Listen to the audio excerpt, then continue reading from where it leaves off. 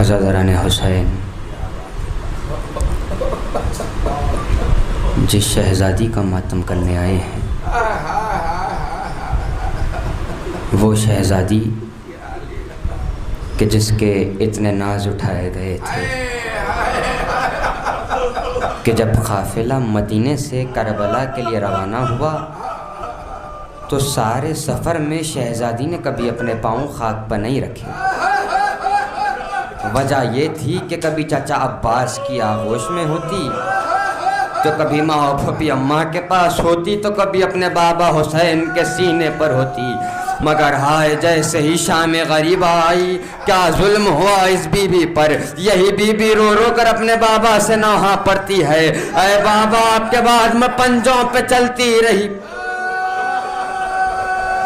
جتنا ہو سکے ماتم کرنا، اس لیے کہ حسین کی اس دکھیاری شہزادی کا ماتم کرنے آئے ہیں۔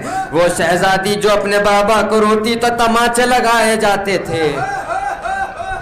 شہزادی کی شہادت کا ایام ہے، مگر یہ شہزادی وہ مظلومہ ہے کہ جس پر اتنے ظلم ہوئے کہ شام غریبہ سے ہی شہادتوں کا سلسلہ آغاز ہوا، قدم قدم پر شہزادی کو شہید کیا گیا ہے۔ کتنے ظلم ہوئے اس مظلوم شہزادی پر کہ شام غریبہ نمودار ہوئی، ایک کے بعد ایک خیمے جلائے گئے۔ جو صاحب اولاد ہے، جو ایک باپ کا دل رکھتے ہیں، وہ بہتر سمجھتے ہیں کہ جو کم سن بچے ہوتے ہیں وہ آگ سے بہت ڈرتے ہیں۔ اللہ اکبر! حسین کی 4 سالہ شہزادی ہائے جب ایک کے بعد ایک خیمے جلائے گئے، سکینہ کے دامن میں آگ لگی، کیا قیامت گزر گئی شہزادی پر۔ پھر کیا ظلم ہوا کہ نہیں آگے بڑھا، کانوں سے کہر چھیننا چاہتا تھا، کہا کہ ملون وہیں رک جا، ہمارے رسول ہے، ہمارے قریب نہ آنا۔ اب کیا ظلم کیا ملون نے، کانوں سے اس طرح والیوں کو کھینچا، لہو جاری ہوا۔ پھر ایک کے بعد ایک خیمے جلائے گئے، ایک ملون سید سجاد کے خیمے میں داخل ہوا۔ کیا منظر دیکھا ملون نے کہ امام غش کے عالم میں تھے، ایک اونچائی پر غش کھائے ہوئے تھے۔ ملون آگے بڑھا، جب کچھ سمجھ میں نہ آیا امام کے بستر کو پکڑا اور اس طریقے سے کھینچا کہ امام زمین پر۔ قیامت کی شب گزری، 11ویں محرم نمودار ہوئی، قافلہ نکلنے کا وقت آیا۔ زینب نے دیکھا سید سجاد نظر نہیں آتے ہیں، جب ڈھونڈنا شروع کیا، ایک مرتبہ ڈھونڈتے ڈھونڈتے جب میدان میں آ گئی، کیا منظر دیکھا زینب نے کہ سید سجاد کا یہ عالم تھا، اپنے بابا کے لاشے کے قریب بیٹھے ہیں۔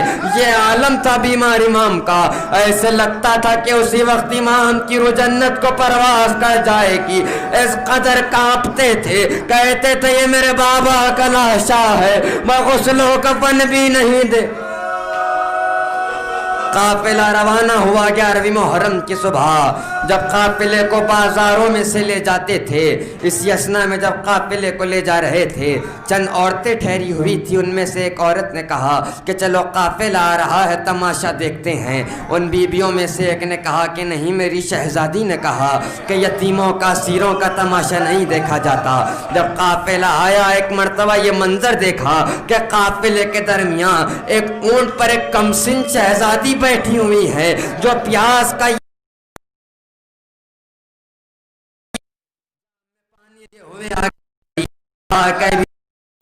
پی لیجیے اور میرے حق میں دعا کر دینا۔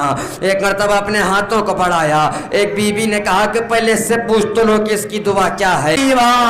تو میں نے زینب کو نہیں پہچانا، کہا کہ شہزادی آپ کا یہ عالم، کہا ایک ہی دن میں آباد گھر اجڑ گیا، یہ سکینہ ہے، کہا کہ اے ام حبیبہ ہمارا آباد گھر اجڑ گیا، کہا کہ اس وقت کیا قیامت گزر گئی، کس طرح کا زندان تھا زندان شام۔ اللہ اکبر! اس قدر اندھیرا تھا، کیا عالم تھا سکینہ کا، کبھی اپنے چچا عباس کو پکارتی تو کبھی اپنے بابا کو پکارتی۔ ایک قیامت کا وقت ایسا بھی آیا کہ سکینہ کے خواب میں حسین آ گئے، اپنے بابا کو خواب میں دیکھا، بڑی بے چین ہوئی شہزادی، رونے کا علم مچا. اب بھی وہ بھی اماں کے پاس آ کر کہتی اے پھوپھی اماں بھی ابھی بابا آئے تھے. کبھی اماں کے پاس آ کر کہتی سب یہی کہتا ہے سکینہ آپ کے بابا تو کربلا میں رہ گئے. ایک رونے کا غل مچا جب یہ آواز یزید کے کانوں میں گئی. ملعون نے کہا سر حسین کو زندان میں بھیجا جائے. اب جو سر حسین زندان میں آیا دوڑتی ہوئی گئی, بابا کے سر کو آغوش میں لیا, رخسارے پر رخسارہ رکھا, تڑپ کر کہا کہ اے بابا تماچے تو مجھے لگائے گئے ہیں, آپ کے رخسار کیوں نیلے ہیں. کہا کہ اے بابا میرے کانوں سے گوڑ چھینے گئے, آپ کے کانوں میں کو کیوں جمع ہے. بہت دیر تک بیان کیے, قیامت کا وقت ایسا بھی آیا شہزادی خاموش ہوئی.